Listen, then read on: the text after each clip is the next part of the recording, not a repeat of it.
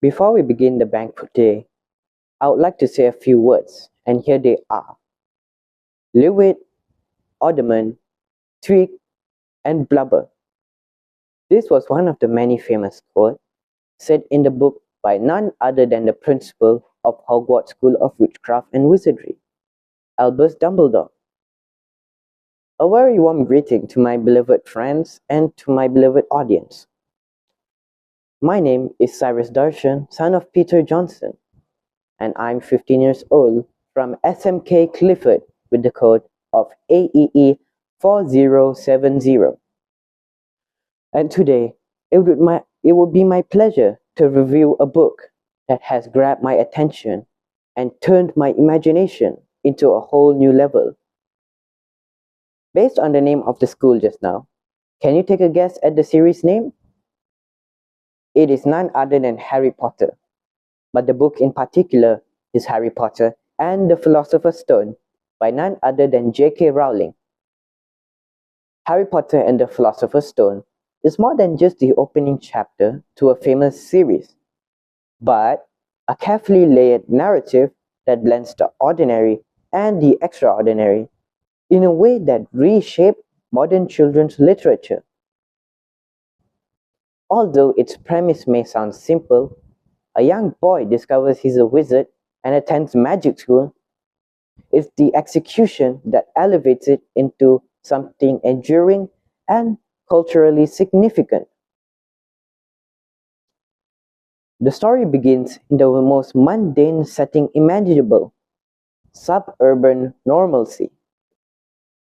Harry's life with the Dursleys is deliberately restrictive and boring, making the sudden intrusion of magic feel even more striking. The contrast between the operative ordinary world and the liberating magic one is one of Rowling's most effective narrative techniques. When Harry enters the wizarding world, the reader can experience it alongside him, creating a powerful sense of discovery. The introduction of Hogwarts School of Witchcraft and Wizardry is where the novel truly flourishes. Rowling's world building is immersive, yet accessible. She does not overwhelm the reader through dense exposition, but organically through classes, conversations, and in daily activities. The magical elements, such as the floating candles, the enchanted objects, and also the shifting architecture, do not just serve as decoration, but as extensions from our real world's internal logic. Do you want to know my favorite aspect of this story? Well, it's the emotional core, which is heavily anchored on friendship. The bond between Harry, Hermione, and Ron starts off as something awkward, but evolves into genuine loyalty. Each character plays a distinct role. For example, Ron Weasley is the humor and the relatability of the group, whereas Hermione Granger is the intellect and the discipline. On the other hand, Harry embodies courage and moral instinct. Something that I personally enjoy about this friendship is that it's not idealized. There are conflict and growth, making it feel more authentic. The narrative also introduces the broader conflict of the story through the shadow of Lord Voldemort. Although his appearance is indirect, he adds a layer of tension that prevents the story from feeling whimsical. The mystery of the Philosopher's Stone does not just serve as the plot device, but it can be a symbol of power, temptation, and also the consequence of desire.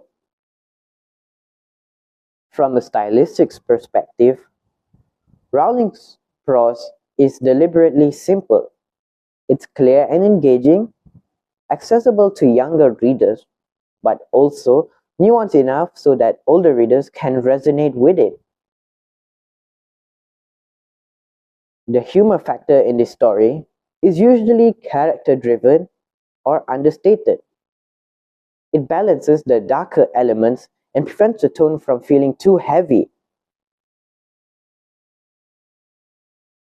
I hope that my sharing on this book today managed to grab your attention and make you want to try it out too.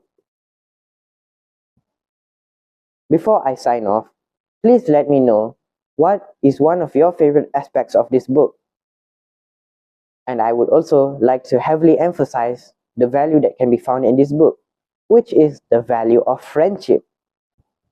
Thus, please allow me to give a quote regarding the value of friendship. It takes a great deal of bravery to stand up to your enemies, but an even greater one to stand up to your friends. That is all for now. Thank you.